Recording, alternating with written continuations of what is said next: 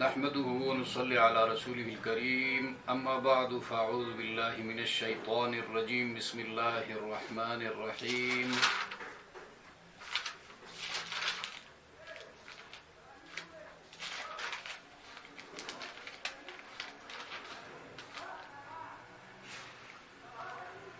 وَإِذْ قَالَ مُوسَى لِقَوْمِهِ إِنَّ اللَّهَ يَأْمُرُكُمْ أَن تَذْبَحُوا بَقَرَةً قَالُوا أَتَتَّخِذُنَا هُزُوًا قَالَ أَعُوذُ بِاللَّهِ أَنْ أَكُونَ مِنَ الْجَاهِلِينَ قَالُوا ادْعُ لَنَا رَبَّكَ يُبَيِّن لَّنَا مَا هِيَ قال إنه يقول إنها بقرة لا فارض ولا بكر عوان بين ذلك فافعلوا ما تؤمرون قالوا ادع لنا ربك يبين لنا ما لونها قال إنه يقول إنها بقرة صفراء فاقع لونها تسر الناظرين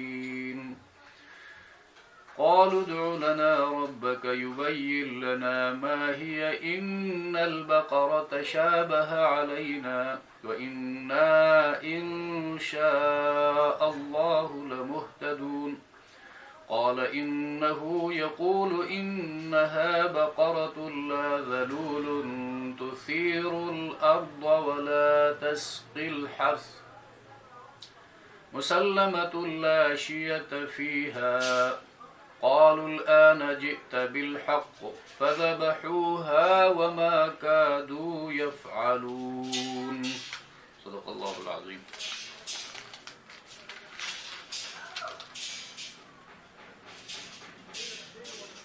اور جب کہا موسیٰ نے اپنی قوم سے اللہ فرماتا ہے تم کو ذبح کرو ایک گائے، وہ بولے کیا تو ہم سے ہنسی کرتا ہے؟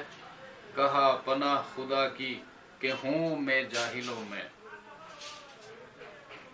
بولے کہ دعا کر ہمارے واسطے اپنے رب سے کہ بتا دے ہم کو کہ وہ گائے کیسی ہے۔ کہا وہ فرماتا ہے کہ وہ ایک گائے ہے، نہ بوڑھی اور نہ بن بیاہی، درمیان میں ہے بڑھاپے اور جوانی کے، اب اگر کر ڈالو جو تم کو حکم ملا ہے۔ بولے کہ دعا کر ہمارے واسطے اپنے رب سے کہ بتا دے ہم کو کیسا ہے اس کا رنگ۔ کہا وہ فرماتا ہے کہ وہ ایک گائے ہے، زرد خوب گہری ہے اس کی زردی، خوش آتی ہے دیکھنے والوں کو۔ بولے دعا کر ہمارے واسطے اپنے رب سے کہ بتا دے ہم کو کس قسم میں ہے وہ، کیونکہ اس گائے میں شبہ پڑا ہے ہم کو، اور ہم اگر اللہ نے چاہا تو ضرور راہ پا لیں گے۔ کہا وہ فرماتا ہے کہ وہ ایک گائے ہے، محنت کرنے والی نہیں کہ جوتتی ہو زمین کو یا پانی دیتی ہو کھیتی کو، بے عیب ہے کوئی داغ اس میں نہیں۔ بولے اب لایا تو ٹھیک بات۔ پھر اس کو ذبح کیا اور وہ لگتے نہ تھے کہ ایسا کر لیں گے۔ بنی اسرائیل کے حالات کا بیان چل رہا ہے، اور گزشتہ درس میں وَلَقَدْ عَلِمْتُمُ الَّذِينَ اعْتَدَوْا فِي السَّبْتِ مِنْكُمْ آیت کے نیچے آپ نے پڑھا سنا بنی اسرائیل کی ایک بہت بڑی بدعنوانی کا واقعہ جو حضرت داؤد علیہ السلام کے زمانے میں پیش آیا تھا، اور محمد رسول اللہ صلی اللہ علیہ وسلم کے زمانے کے یہود کو اللہ تبارک و تعالی ان کی تاریخ کا وہ واقعہ سنایا ہے۔ اب یہاں پر بھی ایک دوسری حیثیت سے حق سے دور بھاگنے کا جو طریقہ ان کا تھا، جھوٹے ہیلے حوالے تراش کر اللہ کے احکامات سے اپنے کو بچانے کی کوشش کرتے تھے۔ تو یہاں پر جو واقعہ بیان ہو رہا ہے، اس واقعے کا ایک پس منظر ہے۔ بنی اسرائیل میں ایک آدمی تھا، عامل نام تھا اس کا، بہت مالدار، بتایا جاتا ہے اس کا بھتیجا تھا، اور اس بھتیجے نے اس مال کے لیے اپنے چچا کو قتل کر ڈالا، اور قتل کر کے اس کو چھپایا۔ اور جب چھپایا جاتا ہے تو ظاہر بات ہے معاشرے میں افراتفری پھیلتی ہے، اور ایک دوسرے پر لوگ اس معاملے کو دھرنے لگتے ہیں اور فیصلہ کرنا مشکل ہو جاتا ہے۔ تو یہ واقعہ جب بنی اسرائیل میں پیش آیا تو لوگ موسیٰ علیہ السلام کے پاس آئے کہ اب یہ جھگڑا کھڑا ہوا ہے، اس کا فیصلہ کیجئے اور قاتل کا نام بتا دیجئے۔ تو حضرت موسیٰ علیہ السلام اللہ کے حضور التجا کی کہ اللہ اس معاملے میں میری مدد فرما۔ تو اللہ تبارک و تعالیٰ نے وحی کے ذریعے حضرت موسیٰ علیہ السلام کو وہ طریقہ بتا دیا۔ ایک گائے ذبح کرے، کوئی سی گائے ہو، چونکہ آیت کے اندر بقرۃ نکرہ استعمال ہوا ہے، کوئی بھی گائے۔ اور مسلم کی حدیث میں بھی آتا ہے، نبی کریم صلی اللہ علیہ وسلم فرماتے ہیں اگر بنی اسرائیل اس وقت کوئی سی گائے لے کر ذبح کرتے تو حکم کی تعمیل ہو جاتی اور ان کا مسئلہ حل ہو جاتا، لیکن انہوں نے سوال پر سوال کرنے لگے تو معاملہ ان پر اللہ کی جانب سے تنگ ہوتا گیا۔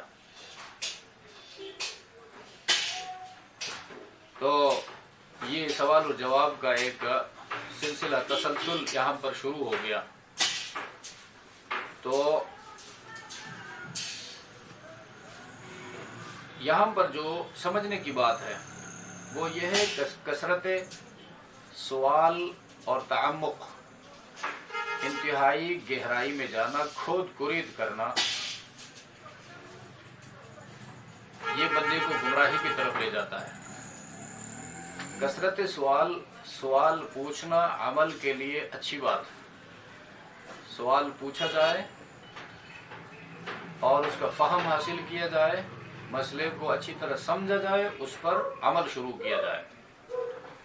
اور ریہرسل کے لیے سوال پوچھنا یہ انتہائی غلط بات ہے، اور یہ بنی اسرائیل کی یہود کی ذہنیت تھی۔ اسی طرح تعمق، گہرائی میں جانا کسی معاملے میں، یہ بھی درست نہیں ہے۔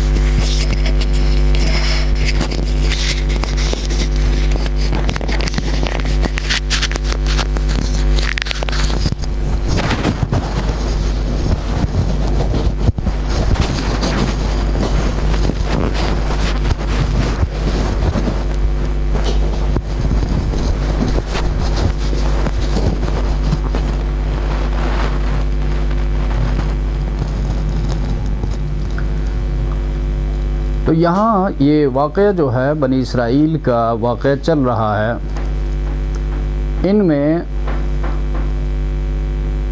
ان کی جو ذہنی کیفیت ہے پیغمبر کے ساتھ جو ان کا سلوک ہے، پیغمبر نے جب ان سے کہا کوئی بقرہ ذبح کرو، کوئی گائے ذبح کرو تو کافی ہے، لیکن جب دل میں اخلاص نہ ہو، دل اخلاص سے خالی ہو، تو بندہ رد و قد شروع کرتا ہے، بلا ضرورت سوالات کر کے خود کو بھی اور جس سے سوالات پوچھتا ہے اس کے اوقات کو بھی ضائع کرتا ہے۔ اس لیے ہماری شریعت میں بلا وجہ سوال پوچھنے سے منع کیا گیا ہے۔ اللہ کے رسول صلی اللہ علیہ وسلم نے مال ضائع کرنے سے منع فرمایا ہے، اور کثرت سوال سے منع فرمایا ہے، اور قیل و قال سے منع فرمایا ہے۔ شاہ ولی اللہ رحمہ اللہ تعالی فرماتے ہیں، نبوت کے علم و عمل سے امتوں کا رشتہ 3 وجہ سے ٹوٹتا ہے۔ ایک وجہ بے خبری، پیغمبر کی سنت سے بے خبری، پیغمبر کے ساتھ محبت کن چیزوں سے پیدا ہوتی ہے، پیغمبر کا طریقہ کیا ہے، ان چیزوں سے اپنے آپ کو بے خبر رکھا جائے تو آہستہ آہستہ وہ رشتہ ٹوٹ جاتا ہے۔ اس طرح طبیعت کی غلط افتاد، طبیعت اس طرف نہیں جاتی جو پیغمبر کا طریقہ ہے، جو دین کا مزاج ہے، اور اسی طرح گرد و پیش کے حالات کی وجہ سے ماحول جب خراب ہو جائے تو غلط اور خراب ماحول کی وجہ سے بندہ نیک کاموں سے نفرت کرنے لگتا ہے اور آہستہ آہستہ ان سے بے تعلق ہو جاتا ہے، اور جب بے تعلق ہو جاتا ہے تو اپنے نبی سے اس کا رشتہ ٹوٹ جاتا ہے۔ تو یہاں پر بھی طاعت سے گریز کے لیے انہوں نے قسم قسم کے سوالات کر ڈالے۔ اب یہ واقعہ وَإِذْ سے جب شروع کرتا ہے تو بتایا گیا ہے مستقل واقعہ ہے یہ۔ وَإِذْ قَالَ مُوسَىٰ لِقَوْمِهِ، اور جب کہا موسیٰ علیہ السلام نے اپنی قوم سے، تو یہ واقعہ حضرت موسیٰ علیہ السلام کے زمانے کا ہے۔ إِنَّ اللَّهَ يَأْمُرُكُمْ أَن تَذْبَحُوا بَقَرَةً، اللہ فرماتا ہے تم کو ذبح کرو ایک گائے۔ اب گائے ذبح کرنے کا حکم کیوں دیا گیا، یا بیل ذبح کرنے کا حکم کیوں دیا گیا؟ بقرہ گائے کے لیے بھی استعمال ہوتا ہے اور بیل کے لیے بھی استعمال ہوتا ہے۔ بقرہ لفظ کو جب دیکھا جائے تو مؤنث ہے، گائے ہے۔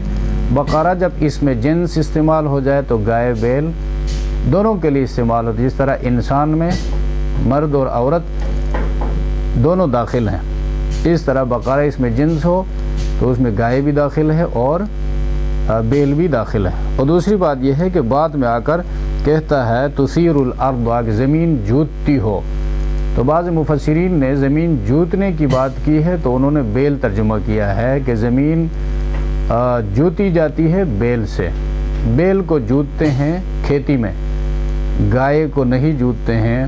لیکن یہ کوئی قاعدہ کلیہ نہیں ہے، دنیا کے بعض علاقے ایسے ہیں جہاں پر اس کو گائے کو بھی جوتا جاتا ہے کھیتی میں، اور بوگی میں اس کو ڈالا جاتا ہے۔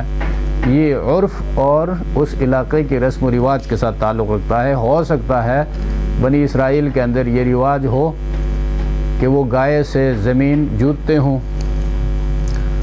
تو جو کوئی گائے ترجمہ کرتا ہے وہ بھی صحیح ہے، جو کوئی بیل ترجمہ کرتا ہے وہ بھی صحیح ہے۔ اب گائے ذبح کرنے کا جو فلسفہ ہے اس کو سمجھنا چاہیے۔ تو گائے جو ہے مصری زندگی میں یہ لوگ رہ چکے تھے، فرعون کی غلامی میں، فرعون کی محکومی میں بنی اسرائیل رہ چکے تھے، اور مصری جو ہے اپنے دیوتا جس کا نام تھا خورس، اس دیوتا کا چہرہ گائے کی شکل میں بناتے تھے، اور خیال یہ کرتے تھے کہ یہ کرۂ ارض جو ہے وہ ایک گائے کی سینگ پر ٹکی ہوئی ہے، اور جب وہ سینگ ہلاتی ہے تو پھر زلزلہ آتا ہے۔ اس لیے اب یہ بات، ہاں، تو اس حوالے سے بنی اسرائیل میں بھی گاؤ پرستی کی بیماری آ گئی تھی، اور انہوں نے جو سامری نے بحر قلزم پار کرنے کے بعد سامری نے جو شکل بنایا تھا جسد لہو خوار، ایک ماڈل بنایا جس کے اندر آواز تھی، مختلف قسم کی سریلی آوازیں وہ نکالتا تھا، تو وہ بھی بچڑے کی شکل میں تھا۔ گوشالہ پرستی میں مبتلا ہو گئے، تو وہ بچڑے کی شکل میں اس لیے تھا کہ مصری جس دیوتا کو پوجتے تھے اس کی شکل بقرے کی تھی، گائے کی تھی۔ اب یہ پھر تاریخی بات ہے کہ یہ گاؤ پرستی جو ہے یہ ہندوؤں میں پہلے شروع ہوئی ہے یا مصریوں سے ہندوؤں میں آئی ہے یا ہندوؤں سے یہ مصر چلا گیا ہے؟ تو مصر سے، مورخین کہتے ہیں مصر سے یہ گاؤ پرستی کی مصیبت ایران پہنچا ہے، اور ایران میں ایک آدمی تھے قرادیش اس کا نام تھا، قرادیش، اس نے 25 جلدوں میں گائے کی فضیلت پر کتاب لکھی، اور پھر اس کا شاگرد تھا، قرادیش کا شاگرد رام چندر اس کا نام تھا، ہندو، اس نے 5 جلدوں میں مجموعہ تیار کیا، ویدوں کا مجموعہ، جو ہندوستان میں پڑھی جاتی ہیں، مطالعہ کی جاتی ہے ان کی۔ تو وہاں پر اس بات کو اس نے لکھا ہے کہ زمین جو ہے وہ گائے کے سینگ پر ٹکی ہوئی ہے، اس لیے گاؤ ماتا، ہم گائے کو پوجتے ہیں، اور زمین دھرتی ماتا، اس کو پوجتے ہیں۔ پھر وہاں سے اکبر بادشاہ کے زمانے میں اس نے روشن خیالی کا مظاہرہ کر کے ہندوؤں اور مسلمانوں کو ملانے کے لیے اپنی طرف سے من چاہی کوشش کی، اور ہندو عورت سے بھی اس نے نکاح کیا، اور اس کا ایک درباری مولوی تھا ابو الفضل، بڑا قابل تھا لیکن تھا درباری، اس نے اس کو مشورہ دیا کہ نبی کریم صلی اللہ علیہ وسلم کی دنیا سے رخصت ہونے کے 1000 سال پورے ہو گئے، تو 1000 سال کے بعد اس دین کی تجدید ہونی چاہیے۔ تو اس نے دین اکبری کے نام سے اپنا ایک دین شروع کیا، جس میں قرآن کریم کے حفظ پر اس نے پابندی لگا دی، دینی مدارس پر انہوں نے پابندی لگا دی، اور گائے کو ذبح کرنے پر اس نے پابندی لگا دی۔ اور اس کے اس مولوی نے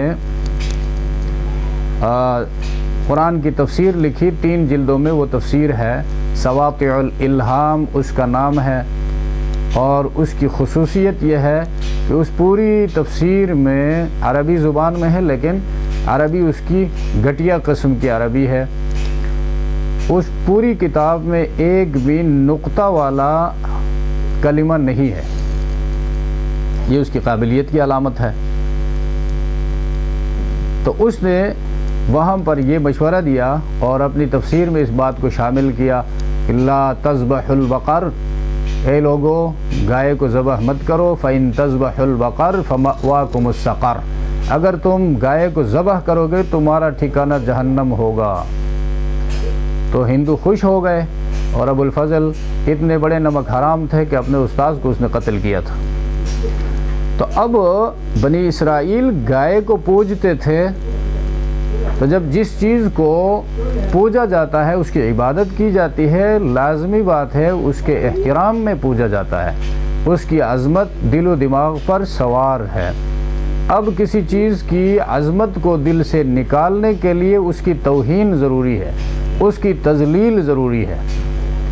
اب گائے کی تذلیل اس وقت ہو سکتی ہے جب اس کو نیچے لٹا کر اس کے گلے پر چھری چلائی جائے۔ تو اللہ تبارک و تعالیٰ نے بنی اسرائیل کے دل و دماغ سے گائے کی محبت نکالنے کے لیے ان کو یہ حکم دیا کہ تم گائے کو گرا کر اس کا سر کاٹو، اس کے گلے پہ چھری چلاؤ۔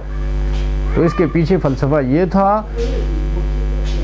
لِيُهَوِّنَ لَهُمْ مَعْبُودُهُمْ، مفسرین یہ جملہ استعمال کرتے ہیں تاکہ ذلیل ہو جائے ان کا معبود ان کے ہاتھوں، تاکہ ان کو غور و فکر کا موقع مل جائے کہ یہ اپنے آپ کو نہیں بچا سکتی ہے، ہماری خیر خواہ کیسے ہو سکتی ہے اور ہماری حاجتوں کو دور کرنے والی کیسے ہو سکتی ہے۔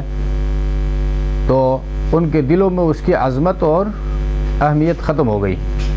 اور یہ شریعت اسلامی میں بھی بہت سارے احکامات ایسے ہیں، مثلا شراب عربوں کی گھٹی میں پڑی تھی، تو ابتدا میں شراب کی جو قدر و قیمت تھی اس کو دلوں سے کم کرنے کے لیے شراب کے برتنوں کو استعمال کرنے سے بھی منع کیا گیا، اس کو نجس قرار دیا گیا اور اس سے اپنے آپ کو بچانے کو کامیابی قرار دیا گیا، اور جن برتنوں میں شراب بنایا جاتا تھا ان برتنوں کے استعمال پر بھی پابندی لگائی گئی۔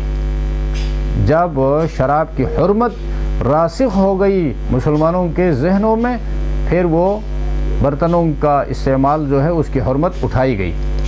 اور پھر یہی حال کتوں کا مسئلہ تھا، جس طرح آج مغرب میں کتا جو ہے ڈاگ، اس سے گاڈ بنا دیا ہے، تو عربوں کا بھی یہی حال تھا، ڈاگ سے انہوں نے گاڈ بنایا تھا اس زمانے میں، تو کتوں کو قتل کرنے کا حکم دیا گیا۔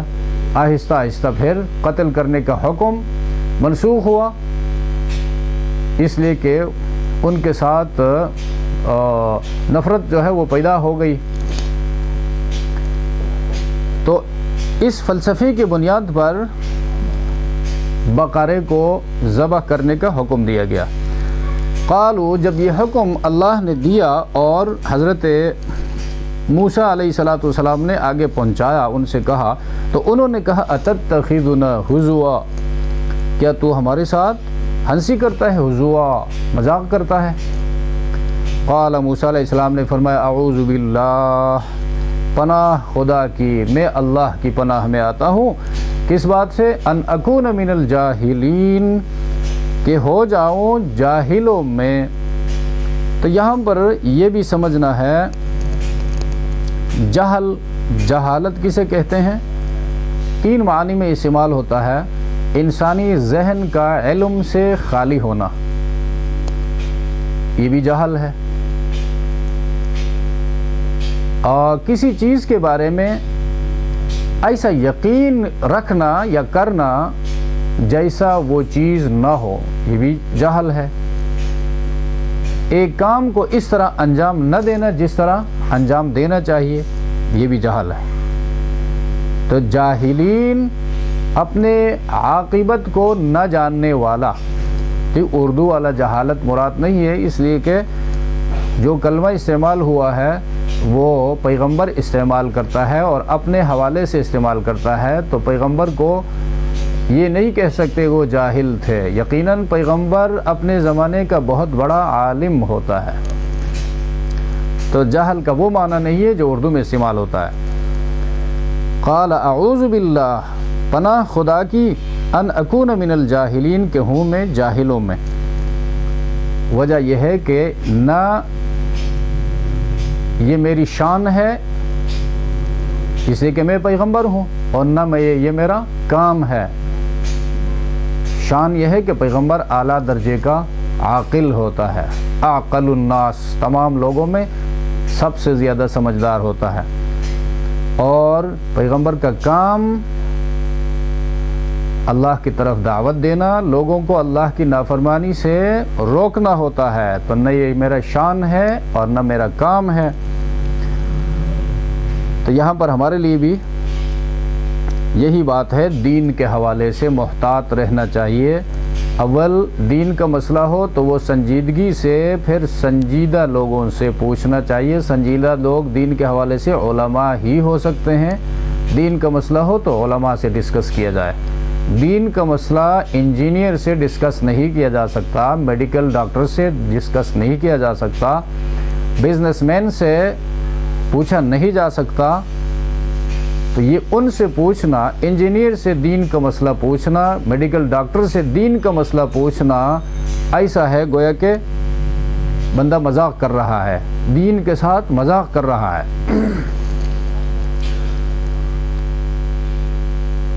تو دوسری بات یہ ہے کہ حضوا ہنسی مذاق ایک ہے قرآن میں، شریعت اسلامی میں ایک ہے مذاق، ایک ہے مزاح ہا کے ساتھ۔ مذاق جائز نہیں ہے، اس لیے کہ مذاق کسی کا اڑایا جاتا ہو، بندے کو حقیر سمجھ کر اس کی تذلیل کے لیے مذاق کیا جاتا ہے، اس کی اجازت نہیں ہے۔ اس کے مقابلے میں مزاح ہے، مزاح دل لگی کو کہتے ہیں، کسی کا دل خوش کرنے کے لیے ایسی بات کہنا جس میں جھوٹ شامل نہ ہو، اس کو مزاح کہتے۔ تو مزاح نبوی طریقہ ہے، پیغمبر کی سنت ہے، اور مذاق سے شریعت نے روکا ہے۔ قالوا ادع لنا ربك يبين لنا ما هي، اس پر جب موسیٰ علیہ السلام نے کہا یہ تو دین کا مسئلہ ہے اور میں اللہ کا پیغمبر ہوں، جاہل نہیں ہوں، بہت بڑا عالم ہوں، اور دین کے حوالے سے مذاق کی بات کہنا، مذاق والا رویہ اختیار کرنا یہ جاہلوں کا کام ہے۔ تو ان لوگوں نے کہا ادع لنا ربک، پھر دعا کیجئے اپنے پروردگار سے ہمارے لیے، یبین لنا، تبیین کے خوب واضح کرے ہمارے لیے، ما ہی، کہ کیسی ہے وہ گائے۔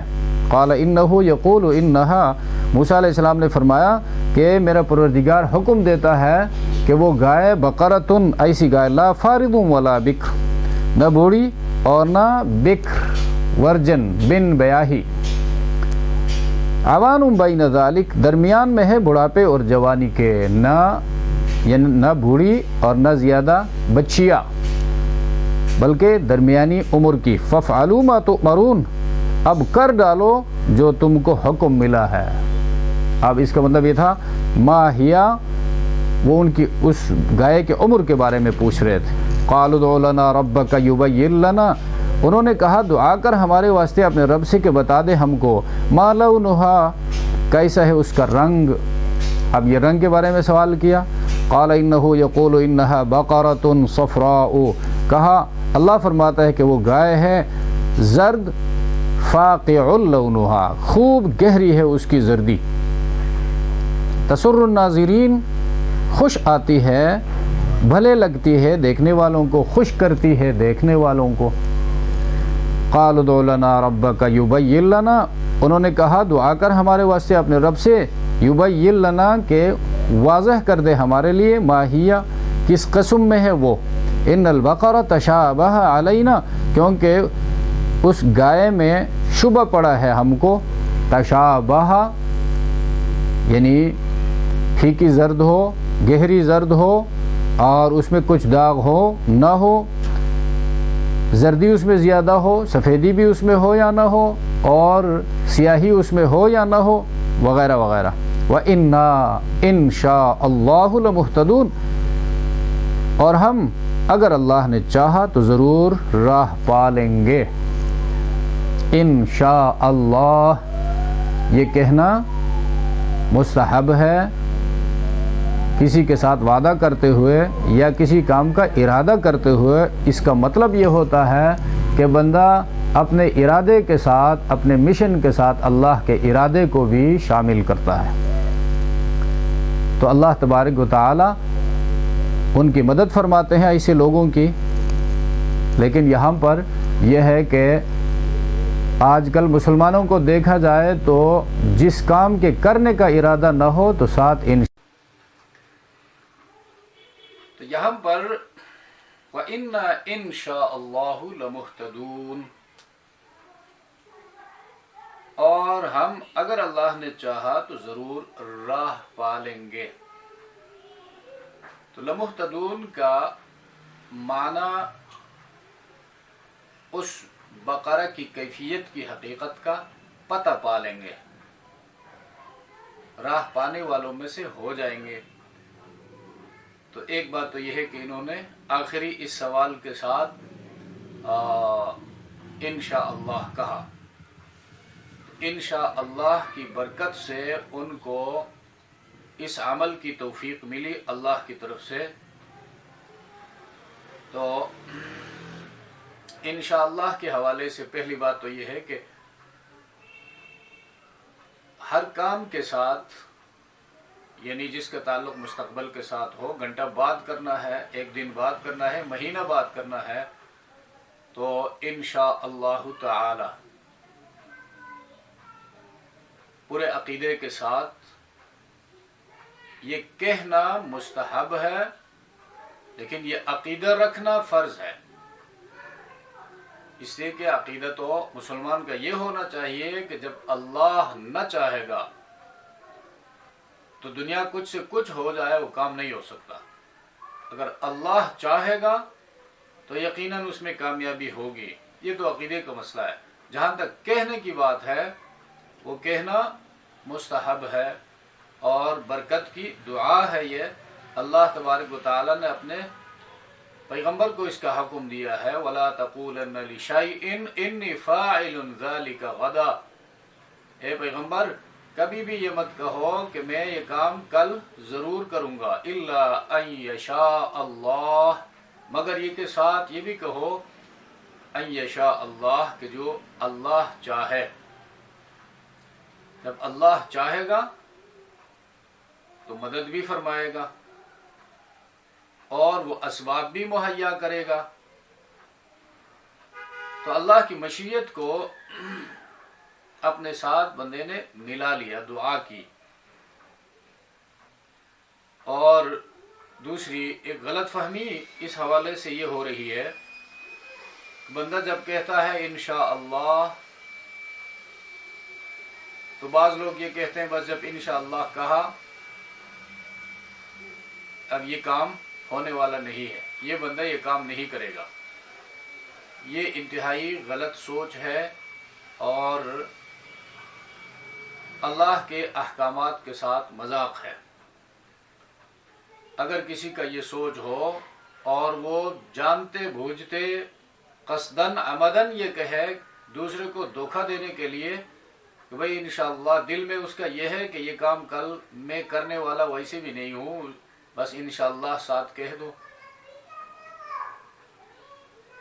اگر اس نیت سے کہا تو یہ بندہ حقوق اللہ کو بھی پامال کرتا ہے، اللہ کے حکم کا اس نے مذاق اڑایا، اور جس بندے کے ساتھ وعدہ کرتے ہوئے یہ کہتا ہے اس کو دھوکہ دینے کے گناہ میں بھی مبتلا ہو گیا، دھوکہ دہی کے گناہ میں یہ بندہ مبتلا ہو گیا، اور یہ کبیرہ گناہوں میں سے ہے۔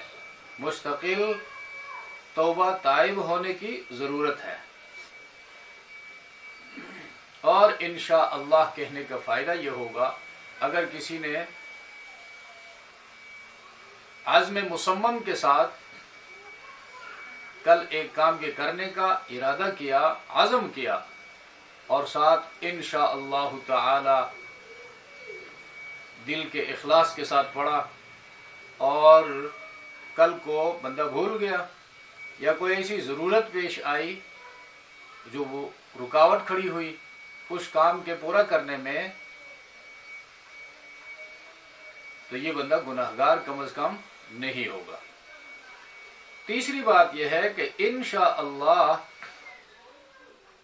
یہاں پر جس طرح قرآن میں لکھا ہوا ہے، اردو میں لکھتے ہوئے اس کو اسی طرح لکھنا چاہیے جس طرح قرآن میں ان الگ ہے، شاء الگ ہے، اللہ الگ ہے۔ اردو میں آج کل یہ لکھتے ہیں انشاء، الف اور نون کو شین کے ساتھ ملا کر لکھتے ہیں، تو وہ معنی کچھ کا کچھ ہو جاتا ہے۔ انشاء اللہ کا معنی ہے اگر اللہ نے چاہا، اور یہ اردو والا انشاءاللہ جو لکھتے ہیں اس کا معنی ہے اللہ کا پیدا کرنا یا اللہ کو پیدا کرنا۔ تو بندہ خود سوچے کہ معنی میں کتنی تبدیلی ہو گئی۔ اور لکھتے ہوئے رسم الخط، یہ عربی کا لفظ ہے تو عربی کا رسم الخط استعمال کرنا چاہیے اردو کے اندر لکھتے ہوئے، ان الگ ہو، شاء اللہ الگ الگ ہو۔ تو ان لوگوں نے وَإِنَّا إِن شَاءَ اللَّهُ لَمُهْتَدُونَ، ضرور راہ پا لیں گے، اس گائے کی حقیقت کا ہمیں پتہ چل جائے گا۔ قَالَ إِنَّهُ يَقُولُ إِنَّهَا بَقَرَةٌ لَا ذَلُولٌ، موسیٰ علیہ السلام نے فرمایا انہو، ہو ضمیر جو ہے پروناؤن، یہ لوٹتی ہے اللہ کی طرف. وہ اللہ فرماتا ہے یقول حکم دیتا ہے فرماتا ہے انہا بقرۃ لا ذلول، وہ ایک گائے ہے لا ذلول، ذلول ذلیل ایک ہی معنی میں ہے، محنت کرنے والی نہیں. وہ محنت کس طرح تثیر الارض کہ جوتتی ہو زمین کو، ولا تسقی الحرث یا پانی دیتی ہو کھیتی کو، زمین جوتتی ہو یا کھیتی کو پانی دیتی ہو. یہ جانور کو ذلیل کرنے کی صورت ہے، اسے محنت لینے کی صورت ہے. تو لا ذلول ان کا ایک معنی یہ بھی ہے حاملہ نہ ہو. مسلمتن، مسلمتن معنی صحیح سالم ہو، بے عیب ہو. لا شیعۃ فیہا، شیعہ، شیعہ جو ہے داغ کو کہتے ہیں، داغ ڈاٹ خال، یعنی بالکل سفید کھال ہو، اس میں کچھ بال اگر سیاہ ہو تو وہ ڈاٹ ہوتے ہیں، وہ داغ ہو گئے، ایسا نہ ہو. مسلمۃ لا شیعۃ فیہا، لا شیعۃ کوئی داغ اس میں نہ ہو. قالوا الآن جئت بالحق، الآن انہوں نے کہا الآن اب یعنی اس وقت. جئت بالحق تو ٹھیک بات لایا. جئت بالحق، حق کا معنی ہے پوری بات بتا دی، یعنی ہمارے سوالات کے جوابات پورے ہو گئے، اب کوئی شک و شبہات دل میں نہیں رہا. قالوا الآن جئت بالحق، جئت تو حق لے کر آیا، یعنی حق کا معنی ہے پورا بیان. اسے یہ مطلب نہیں کہ آخری بات حق ہے اور اسے پہلے موسیٰ علیہ السلام جو بیان کر رہے تھے وہ حق نہیں تھے، وہ بھی حق تھے لیکن ان کا شک و شبہ دور نہیں ہوا تھا. آخری بات موسیٰ علیہ السلام نے وحی کے ذریعے ان کو بتا دی تو انہوں نے کہا جئت بالحق، پورا بیان کر دیا. تو اب یہ لوگ اس کی تلاش میں پھرے، جس طرح انہوں نے سوالات کے انبار لگا دیے، ایک سوال پر دوسرا، دوسرے پر تیسرا، تیسرے پر چوتھا. اور تو اللہ تبارک و تعالیٰ نے بھی ان کے لیے شرائط لگاتا گیا، قیودات بڑھتے گئے، اور جو قیودات بڑھتے جائیں گے کسی بھی کام میں تو اس کام کو انجام دینا مشکل ہو جائے گا. اور مثلا کوئی بندہ آپ سے کہے کہ بھائی پانی پلاؤ، تو صاف پانی پینے کا پانی سنتے ہی جب پلاؤ کا لفظ آ گیا تو پانی سنتے ہی، نام سنتے ہی سادہ پانی بندہ لا سکتا ہے، لیکن وہ یہ کہہ دے کہ جی پوچھے کہ کس چشمے سے لے آؤں، کس نلکے سے لے آؤں، کس کنواں سے لے آؤں، اور زیادہ ٹھنڈا ہو یا نارمل ہو، اس قسم کے سوالات وہ کرتا رہے تو اپنے لیے وہ مشکل پیدا کرتا جائے گا. تو بنی اسرائیل نے بھی یہی کیا، اپنے لیے مشکلات پیدا کرتے گئے، تو اللہ کی طرف سے قیودات لگتے گئے، تو اب اس کو ڈھونڈنا شروع کر دیا. تو علماء مفسرین رحمہم اللہ تعالی فرماتے ہیں کہ یہ اس علاقے میں ایک ہی گائے تھی ان صفات کے حامل، جو ایک لڑکے کے پاس تھی، اور وہ لڑکا یتیم تھا. اپنی ماں کی اس نے زبردست خدمت کی تھی اور ماں کی دعائیں اس کے ساتھ تھی. اور جب یہ لوگ ان کے پاس پہنچ گئے تو اس نے کہا کہ اس گائے کی کھال میں سونا بھر کر ادا کرو گے تب یہ گائے تمہیں دوں گا. تو انہوں نے تو کام کرنا تھا، ان کی مجبوری تھی، تو انہوں نے مان لیا اور اس گائے کے کھال میں سونا بھر کر اس لڑکے کو ادا کیا. ان کا کام بھی ہو گیا اور اس کو دنیا کے اندر ہی اپنی والدہ کی، اپنی ماں کی خدمت کا صلہ سامنے آیا، اور آخرت کا اجر و ثواب الگ رہا. فَذَبَحُوهَا وَمَا كَادُوا يَفْعَلُونَ، پھر اس کو ذبح کیا اور وہ لگتے نہ تھے کہ ایسا کر لیں گے، اس لیے کہ ان کے اگر سوالات کو نہ توڑا جاتا، ان کا جواب نہ دیا جاتا، تو وہ سوال پر سوال کرنے والے تھے، ان کے سوالات سے ایسا لگتا نہیں تھا، اس لیے کہ وہ یہ سوالات جو کر رہے تھے ان سے پتہ چلتا تھا کہ یہ کام والے لوگ نہیں ہیں، یہ صرف گفتار کے غازی ہیں۔ لیکن اس مرحلے پہ آ کر ان کے سوالات کے جوابات مکمل ہو گئے، اور انہوں نے جب انشاءاللہ کہا تو اللہ کی طرف سے بھی ان کے دل میں بات ڈالی گئی کہ یہ کام کرنا ہے، اللہ کا حکم ہے۔ تو پتہ اس سے یہ چلتا ہے کہ مسلمان کا کام اللہ کو ماننے کے بعد، اللہ کی کتاب کو ماننے کے بعد اپنے آپ کو اللہ کی کتاب کے حوالے کرنا ہے۔ یہ نہیں کہ کتاب اللہ کو ماننے کے بعد اس میں حکم آ جائے اور ہم کہیں یہ ہماری عقل میں آنے والی نہیں ہے، یا آپس میں بیٹھتے ہیں اور کہتے ہیں کہ جی ہمارے خیال میں تو یہ ہے۔ آج کل یہ مصیبت ہے، لوگ کہتے ہیں آئی تھنک سو۔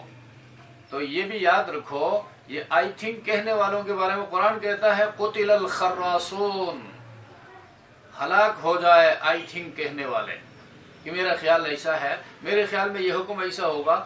تو یہ تو قطعی حکم ہے اللہ کا، اس میں شک و شبہ کی گنجائش نہیں ہے، ہمارے خیال کا اس میں کیا دخل ہے؟ اگر عمل کے لیے بندہ کسی ماہر فن سے، عالم دین سے رہنمائی لیتا ہے تو اس کی پابندی نہیں ہے، وہ بخوشی لے سکتا ہے، لیکن اپنے ریہرسل کے لیے کہ فلاں عالم کیا کہتا ہے، فلاں مفتی صاحب کیا کہتا ہے، فلاں کے پاس چلتے ہیں اور فلاں کا جواب دیکھ لیتے ہیں۔ اور آج کل اور بھی آسانی ہے، دین کے ساتھ مذاق کرنا آسان ہے، ایک سوال لکھ کر گوگل کو دے دیتے ہیں، یوٹیوب پہ ڈال دیتے ہیں کہ جی فلاں کیا۔ اب یوٹیوب میں آنے والا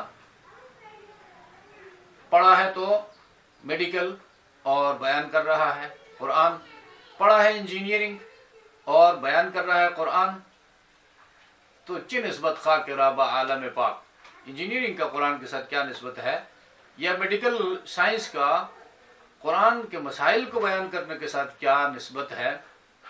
کیا کوئی عالم دین بھی کسی کو میڈیسن ایڈوائز کر سکتا ہے؟ کیا کوئی عالم دین کسی مدرسے میں پڑھنے کے بعد، مفتی بننے کے بعد کسی عمارت کی فیزیبلٹی رپورٹ دے سکتا ہے کہ جی یہ عمارت اس کے نیچے لوگ رہ سکتے ہیں اور 10 سال کے لیے یہ فیزیبل ہے؟ اگر یہاں ایسا نہیں ہے تو دین کے حوالے سے کیوں یہ غفلت برتی جا رہی ہے؟ یہ دین کے ساتھ مذاق کرنا ہے۔ ہر فیلڈ کا ایک ماہر ہوتا ہے، اس ماہر سے اس فیلڈ کے حوالے سے مشورہ کرنا چاہیے۔ قرآن کا ماہر ہے تو قرآن کا مسئلہ قرآن کے ماہر سے پوچھنا چاہیے، میڈیکل کا ماہر ہے تو اچھے سے اچھی اسپیشلسٹ سے مشورہ کر سکتے ہیں، انجینئرنگ کا میدان ہے تو وہاں پر اچھے سے اچھے انجینئر کے ساتھ بیٹھ سکتے ہیں، اس حوالے سے ڈائلاگ کر سکتے ہیں۔ تو یہ یہود کا طریقہ کار تھا، نکتہ چینی اور باتوں باتوں پہ سوالات کا انبار لگانا، اس کو تعمق بھی کہا جاتا ہے، زیادہ گہرائی میں جانا۔ زیادہ اس طرح گہرائی میں جانے کو قرآن کریم پسند نہیں کرتا ہے۔ پہلے مانو، اس پر عمل کرو، پھر اس کی حقیقت تک پہنچنے کے لیے اپنے علمی راستوں کو اختیار کر سکتے ہو، اس کی پابندی شریعت نے نہیں لگائی ہے۔ سبحان ربک رب العزت عما یصفون وسلام علی المرسلین۔